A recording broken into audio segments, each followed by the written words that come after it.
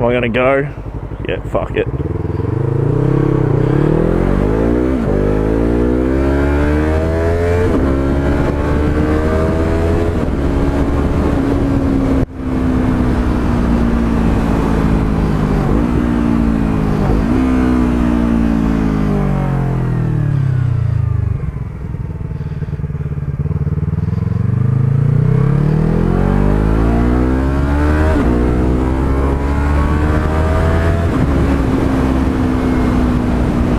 R3, man, if you know how to ride this thing, dude, it fucking hammers.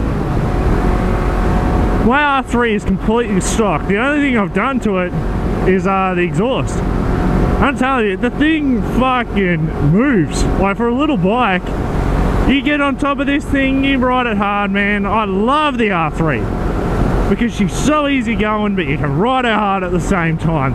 It's like a chick that loves coming out riding motorcycles, but loves being dirty in the bed.